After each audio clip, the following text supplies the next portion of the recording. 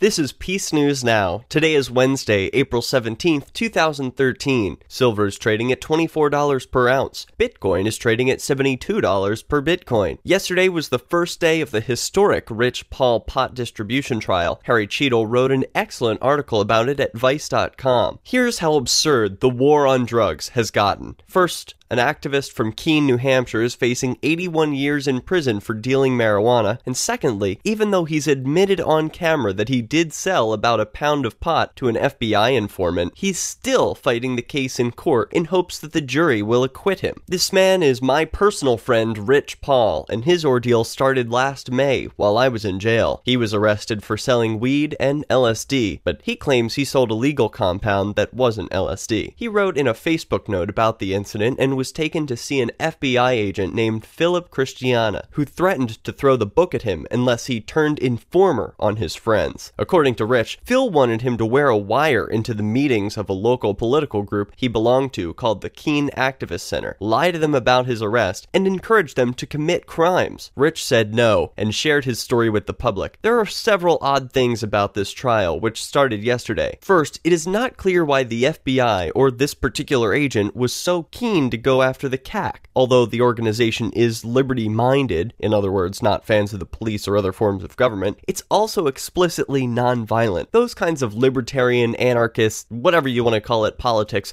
are common in New Hampshire. Acts of civil disobedience by the CAC and other activists are relatively common. Rich says that his prosecution is an outlier. Quote, "Local law enforcement in Keene has always been extremely respectful, courteous, and professional. Many of them, I will not say which, sympathize with us on many of our concerns, though most do not condone civil disobedience. The FBI, however, has stumbled into this investigation blindly, not bothering to understand who the CAC was from our published works before they made the clumsy attempt to infiltrate us. They may really be concerned that we may be violent, but if they are, they do not understand us. Our nonviolent rhetoric is matched by our actions." The other striking thing about the case is that Rich had the opportunity to avoid a court case without going to prison at all. He was offered a plea deal that would have included no jail time shortly before the trial. He turned it down, however, according to him, quote, "both to make a point and because I do not want to be a felon, because that would interfere with my right to keep and bear arms." Rich appears lighthearted in a video from last week where he lights up a joint and yells about hope for a day when people do not fear the government because the government fears the people. But his activism has some serious emotional roots. He told me that his inspiration for fighting the war on drugs was his girlfriend Julie, who died of cancer in 2002 at the age of 31. She didn't use medical marijuana because it was illegal. But in 2009, Rich started smoking pot, and his life changed for the better. Rich says, quote, "I found that I started recovering from Julie's death.